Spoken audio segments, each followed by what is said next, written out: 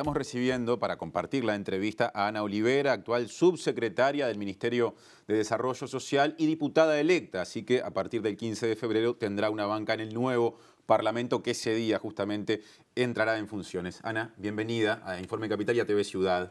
Muchísimas gracias por la invitación. Estaba diciendo que sí, mucho que no venía por acá. Claro, en los tiempos, por ejemplo, de intendenta de Montevideo, alguna visita seguro hizo. Sí. Está muy bien. Ahora en otro rol, aunque después vendrá a partir de febrero un rol nuevo, pero todavía en el Ministerio de Desarrollo Social. Hace bien poquito, ayer, en el marco de esta transición, ante la ausencia de la ministra Marina Arismendi, usted tuvo la primera reunión de transición con el futuro ministro de Desarrollo Social, Pablo Bartol.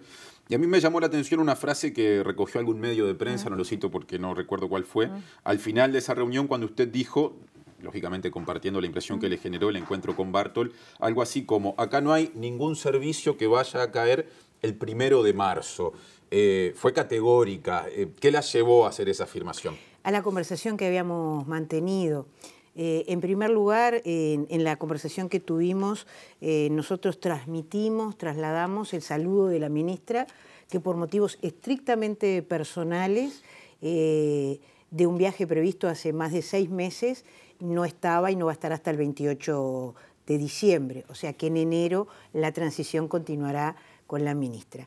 Pero en realidad nosotros tomamos una decisión que compartió el ministro, el futuro ministro, sí, el futuro subsecretario y director general de Secretaría, que es que ellos tienen que tener las posibilidades de darse su tiempo para mirar qué opinan de los distintos servicios antes de tomar una decisión. Por lo tanto, los servicios que tienen que ver con la vida de las personas, desde la tarjeta Uruguay Social, los refugios, toda una cantidad de elementos que tienen que ver con nuestro vínculo con los ciudadanos, van a seguir funcionando.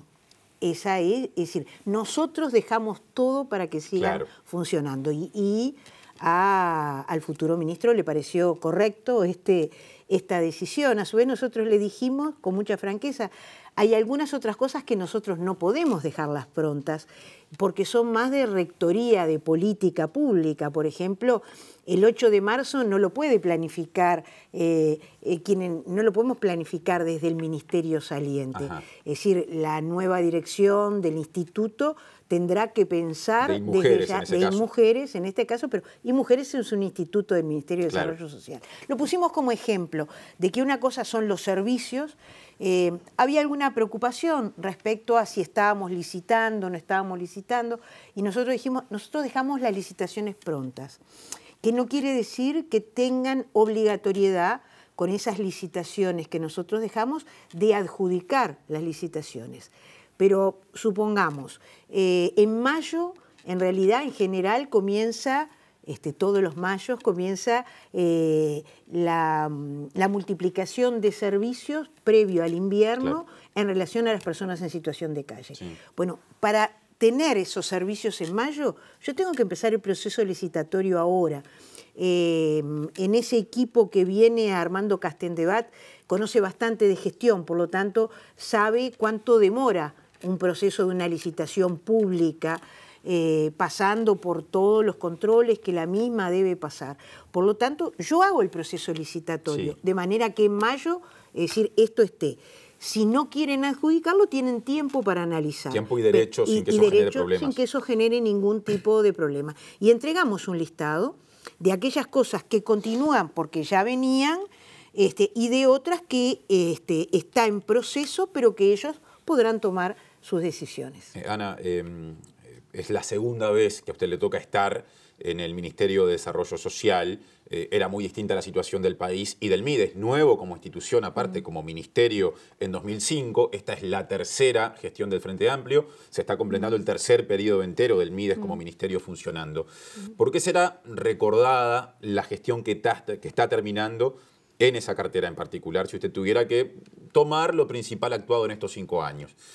Ahí está. Porque si yo tomo los 15 años, es otra cosa. Creo que es otra cosa y hay algo que muchos ciudadanos quizás no recuerden porque ya es parte del paisaje, que tiene que ver con el rol que jugó el Ministerio de Desarrollo Social en la elaboración del Plan de Equidad, ese plan cuyas leyes cumplieron 10 años en el año 2018, que significaron el Sistema Nacional Integrado de Salud, que significaron la reforma de la Seguridad Social, es decir, que significaron el nuevo régimen de asignaciones familiares, que significaron nuevos mecanismos de inclusión laboral, la creación de las cooperativas sociales, toda una cantidad de cosas. Bien. O sea, eso tiene que ver con el rol articulador del Ministerio y antes de eso tiene que ver con el rol que el Ministerio jugó con la salida de la emergencia. Muchas veces nos han criticado que hablemos tanto de lo que pasó en el 2002, pero tiene que ver con lo que el Ministerio recién creado tuvo que abordar. Este quinquenio, ¿qué queríamos en este quinquenio? Y creo que lo logramos y es algo que le manifestamos al equipo entrante que en nuestro criterio debe seguir avanzando. Sí. Es decir, ¿qué era lo nuevo, qué era lo distinto? El Sistema Nacional de Cuidados. Uh-huh. Es decir, el Sistema Nacional de Cuidados no surge como por arte de magia. En realidad, cuando tuvimos los debates del Plan de Equidad en el año 2007, estábamos trabajando para la finalización del plan de emergencia y diseñando el Plan de Equidad, se dio una cosa que se dio una serie de debates que se llamó el diálogo, el debate de la seguridad social, el diálogo de la seguridad social. Y allí fue la primera vez que desde la interinstitucionalidad, no desde las organizaciones sociales, que ya venían con planteos respecto al tema de los cuidados. Hay un montón de políticas públicas que tienen su origen en la sociedad civil.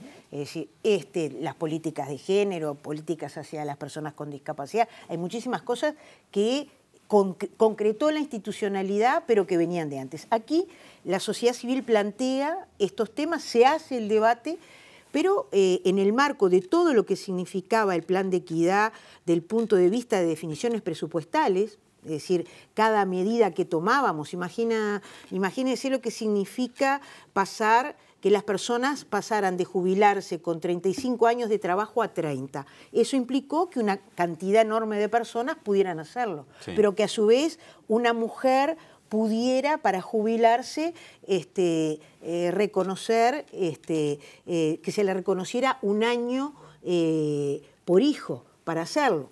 5.000 mujeres lo hicieron ese año. Todo eso significa dinero. Bueno, justamente esta última medida es la que se toma a partir del debate sobre la necesidad de los cuidados, porque es el reconocimiento del trabajo no remunerado de las mujeres. Claro, el sistema de cuidados, después de ese proceso, fue una propuesta de campaña en 2014 del Tabaré Vázquez candidato.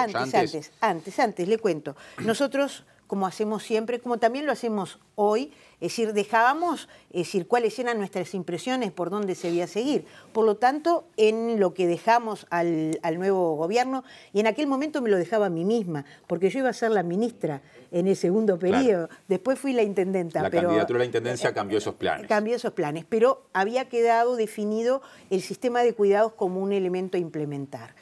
Y en realidad lo que se hizo fue llevar adelante un piloto. Se hizo un piloto de cuidados y en este quinquenio entonces fue una de las 10 medidas que el candidato Tabaré Vázquez plantea a la ciudadanía como plataforma, ¿no? Está el programa y está la plataforma, claro, en cada uno de los quinquenios. El Sistema Nacional Integrado de Cuidados, que significó recursos adicionales, que implicó el abordaje de diversos aspectos, porque todos necesitamos ser cuidados, pero que tomó como primera definición la dependencia. Entonces allí el abordaje de la primera infancia, de 0 a 3 años, la incrementación de los servicios, el tema de los asistentes personales, el tema de la teleasistencia, el tema de la normativa, el tema de la profesionalización, es decir, un montón de aspectos que se conjugan en la creación de un sistema. ¿A cuánta gente llega o atiende en este momento? Bueno, depende cada una de las áreas. En nuestro informe hablamos de cerca de 80.000 familias, pero en realidad estamos hablando de diferentes aspectos, es decir, porque muchas veces la gente cuando habla del sistema de cuidados se plantea solamente el tema del asistente personal, claro, que es sumamente importante, es decir, que hoy llega a cerca de 5.000 personas, que esto significa que ha llegado a más durante el quinquenio, porque hay... Va variando. Porque va variando, que ha implicado una generación de puestos de trabajo importantes, que ha implicado derechos para las personas que cuidan, es decir, todo bajo el Banco de Previsión Social, ¿no? El derecho a la seguridad social. Pero también están atendiendo a otros sectores de la población, pero también, ¿no? Primera infancia, los centros CAIF, o sea... Exactamente. Ahí se amplía. Porque el sistema, la Secretaría y la Presidencia de la Junta la tiene el Ministerio de Desarrollo Social, en la persona de la ministra y la Secretaría del sociólogo Julio Bango. Pero en realidad es un sistema y por lo tanto está integrado por ANEP, por INAU, por ACE, por el Ministerio de Salud, por InMujeres, más allá que es el MIDES, es decir, porque tiene una perspectiva de género muy importante en el tema de la corresponsabilidad entre mujeres y varones en los temas de cuidados, obviamente por la Oficina de Planeamiento y Presupuesto y por el Ministerio de Economía y Finanzas, por el Banco de Previsión Social y el Ministerio de Trabajo. Son muchos actores. Ahora, mencioné Economía y Finanzas ahí al Ministerio. Sí, sí. Y yo quiero ir al año 2015-2016, cuando en el marco de la elaboración de la primera ley de presupuesto de este gobierno, una de las conclusiones que se sacó inicialmente desde el equipo económico fue que no se iba a poder destinarle al Sistema Nacional Integrado de Cuidados la totalidad de la suma que en campaña se había previsto invertir. Hubo algunos cientos de millones de pesos menos en la asignación presupuestal que los previstos. ¿Cuánto afectó en la ejecución ese presupuesto menor al que inicialmente se había anunciado? En realidad el proceso es un poquito más complejo que eso, porque nosotros llegamos a un acuerdo en la Secretaría Nacional de Cuidados y presentamos un presupuesto y es en el propio Parlamento que se produce una redistribución de recursos que disminuye en cerca de 400 millones el primer año, si mal no recuerdo. Hoy cumplí 66 años, todo el mundo se enteró. Varios cientos de millones, dijimos. No las cifras exactas, pero sé que eran una cantidad importante. Y eso implicó disminuir las metas en relación a las edades. ¿Qué quiero decir con esto? Quiero decir, y esto es en lo que tiene que seguirse respecto a los asistentes personales, hoy el sistema atiende en situación de dependencia a menores de 30 años y a mayores de 80 años. Nuestra perspectiva era llegar hasta los 70, ¿verdad? O sea, ir completando... achicando esa brecha. Achicando esa brecha, porque nadie dice que una persona de 40 años, es decir, sobre todo si nosotros pensamos que en los primeros años de implementación del plan, el plan comienza a implementarse, el plan se aprueba en el presupuesto y comienza a implementarse en el 2016, ¿verdad? O sea, una vez el presupuesto aprobado. Es decir, pero en realidad los primeros años el 61% de estas cifras, si me acuerdo, eran menores de 29 años, por el tema de la siniestralidad. Entonces, es decir, esta necesidad de cuidados en la situación de dependencia severa es muy importante, se ha convertido en un nuevo pilar de la protección social, el tema de los cuidados, y a nosotros nos parece que es muy importante. Creo que este tema logramos que de alguna manera se hiciera carne en la sociedad. Es decir, que hoy... Antes nadie reclamaba y la gente, de acuerdo al bolsillo que tenía, resolvía sus problemas de cuidados. Es decir, hoy, primero que nada, es una política que es universal. Sí. Es decir, que la diferencia es que hay algunas personas que pagan algo y hay otras personas que no pagan nada, pero tienen asegurado, es decir, que la persona que va a cuidarlos, es decir, es una persona que se ha capacitado. Entregamos 950 diplomas el viernes de la semana pasada o el jueves de la semana pasada en el Teatro de Verano a personas que se han capacitado en todo el país, de 12 departamentos, es decir, para en asistencia. En asistencia, exactamente. Volviendo a contrastar miradas entre la actual gestión y la que viene, Bartol ha dicho expresamente que programas como Uruguay Crece Contigo y Uruguay Trabaja se van a mantener, pero también habló de evaluar otros porque entiende que hay superposiciones de programas. ¿Usted qué opina al respecto? ¿Tiene el MIDES hoy ese problema de que hay acciones que se duplican? Nosotros trabajamos en este quinquenio desde el principio para eliminar esas acciones que se duplicaban.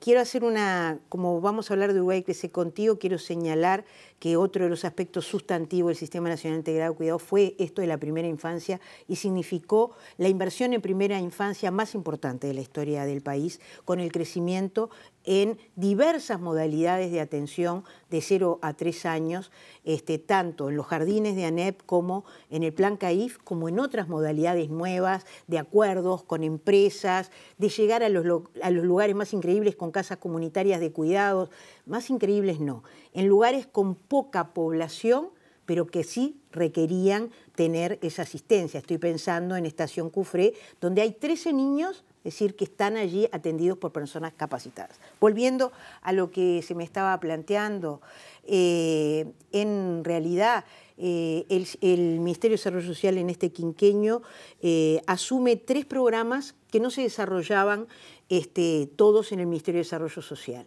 Son programas muy importantes porque son programas que trabajan en los hogares, es decir, Uruguay Crece Contigo, el programa Cercanías, el programa Jóvenes en Red, trabajan en territorio, tienen una capilaridad muy importante y detectan rápidamente las necesidades en esos hogares en una especie de contrato, porque yo para entrar en tu casa tengo que tener tu acuerdo de que yo voy a estar allí interviniendo, que voy a dar una mano para la formación, sí, que voy a dar una mano para los temas de identidad, que capaz que allí detecto que hay un problema de violencia y voy a acompañar esa situación, ¿verdad? Bueno, cuando nosotros llegamos al ministerio ya estaba esta imagen de que había superposición entre estos programas y por lo tanto definimos lo que nosotros llamamos la estrategia de proximidad, es decir, que los 3 programas empezaran a trabajar juntos, atados con una de las características que tiene este ministerio de su creación, que es el trabajo en cada departamento. Nuestro ministerio tiene una inserción nacional sumamente importante, tiene 43 oficinas en todo el país, 400 puntos de atención y por lo tanto que cada dirección en cada departamento pudiera trabajar con las supervisiones de todos estos programas podía definir mejor una política, no solamente que no, en la que no hubiera superposición, sí, sino en la que también hubiera articulación. ¿Y se consiguió? Entonces, yo creo que no lo llegamos al 100%, ajá, mi opinión. O sea, hay tarea para hacer, digamos. Exactamente, y eso es lo que le planteamos ayer en la reunión. Nosotros ayer suspendimos la reunión del equipo que está culminando cómo se imagina, cómo continúa esta estrategia de proximidad, porque fue a la hora que recibimos al futuro equipo. Pero le comentamos que estábamos preparando un material que se lo íbamos a entregar sobre la estrategia de proximidad, en el que justamente lo que se ha buscado es que en el territorio los programas se crucen, se articulen y lo hagan además con otros programas de otras instituciones en el territorio, porque no solamente el MIDES tiene un trabajo comunitario muy importante, esto se tiene que articular con el centro de salud, con los médicos de la comunidad, esto se tiene que articular con el equipo del centro juvenil, claro, con otros actores en el territorio. Y muchas veces nuestros equipos inclusive están asentados en otras instituciones que facilita ese diálogo. Ana, tenemos que cerrar, me quedan 2 temas, así que le agradezco respuestas breves. Son temas más puntuales. Sí. Bartol ha hablado muchas veces de la necesidad de que por lo menos las oficinas de la dirección del ministerio, la del ministro futuro en este caso, estén en Casaballe, por entender que es un lugar que reúne o conjuga muchas vulnerabilidades distintas. Usted tiene otra mirada, brevemente, ¿por qué? Es muy difícil decirla brevemente porque llevo muchísimos años trabajando en Casaballe, como muchísima gente, no lo personalizo, ¿verdad? El plan de la cuenca de Casaballe cumplió 10 años este año. Y el plan de la cuenca de Casaballe lo comenzó el intendente Ricardo Ehrlich y logró juntar a los 3 niveles de gobierno. En aquel momento no existía todavía municipio, era la Junta Local, y convocarnos, yo estaba en el Ministerio de Desarrollo Social en ese momento, absolutamente a todos los organismos de carácter público que teníamos presencia en el lugar. Y se fue diseñando un plan, pero no se paró el mundo para diseñar el plan se fue ejecutando al mismo tiempo que se diseñó. Y hoy hay una evaluación que realizó la OPP que plantea cómo seguir dándole sustentabilidad a ese plan Casavalle. Ayer se lo comentamos al futuro ministro y son de los temas que vamos a seguir conversando. Porque él estuvo el otro día en los 6 años de la Plaza Casavalle, sí, que es una obra que es parte de ese plan, y estuvo recorriendo uno de los, quizá para mí, de las obras más importantes por su contenido, no por la infraestructura, también porque lo es de calidad, que es el Centro Cívico Luis Acuesta. Porque allí es un ejemplo de cómo podemos trabajar todos juntos. Allí está el Mides, en Casavalle, en el centro de Casavalle, está el Mides en el Centro Cívico Luis Acuesta, pero también está el Ministerio de Vivienda, también está el Banco de Previsión Social, también está Identificación Civil del Ministerio del Interior, también está el programa Esquinas de la Cultura de la Intendencia de Montevideo, también está el programa Mové tu Barrio, que junta al municipio, al Mides y a ANEP. Está pegado a la escuela, entonces la directora de la escuela, cuando tiene un problema, viene, la gente del jardín viene. Es realmente un centro cívico. Ana. Ahí está. Para cerrar, también desde la oposición ha habido muchas críticas con respecto al procedimiento en términos administrativos que muchas veces se ha utilizado en el Mides, por ejemplo, al momento de definir contrataciones, programas, hacer convenios. Se ha hablado de incumplimientos contumaces de las normas. El director general de Secretaría de la nueva cúpula ministerial se dice que es un estrecho colaborador del presidente electo, con formación en Derecho, que especialmente se fijará en eso. En su momento se planteó una comisión investigadora en el Parlamento que no tuvo el apoyo del oficialismo. ¿A usted le inquieta la idea de las auditorías que se plantea? No, para nada. Para nada. También ayer estuvimos conversando de estos temas. Nosotros, ¿por qué en el Parlamento se definió que no era necesaria la investigadora? Porque nosotros habíamos estado durante 9 horas respondiendo una por una cada una de aquellas cosas que se señalaban como irregularidades.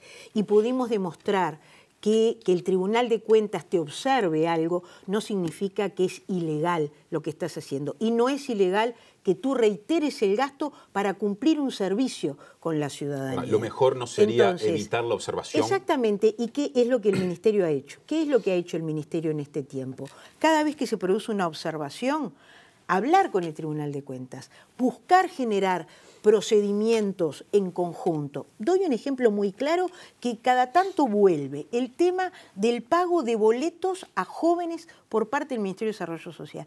¿Cómo va a estar observado que el Ministerio, que tiene un programa como Jóvenes en Red, es decir, que justamente busca, que tiene programas de promoción cultural en la división de promoción cultural de diversos aspectos, del INJU con todo el armado que se realiza en todo el país, no puede pagarle boletos a jóvenes?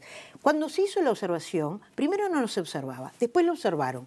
Y un día nos dijeron que el problema era que el rubro en que lo poníamos no era correcto. Y entonces hubiéramos evitado, si alguien nos hubiera dicho que en realidad en vez de poner eso en tal rubro lo teníamos que poner. Eso no es una ilegalidad, eso es un error administrativo. ¿Ah? Es decir, y es inherente a la actividad que realiza el Ministerio hacer eso. 70 observaciones por las becas de inclusión social. Donde no hay CAIF, el sistema de cuidados prevé que cuando hay personas que justamente tienen necesidades importantes vinculados con la inclusión en el mundo del trabajo, a veces de esa jefa de hogar, etcétera, etcétera, y no hay servicio público, pagar la beca a un servicio privado. ¿Cómo es que no se licitó eso?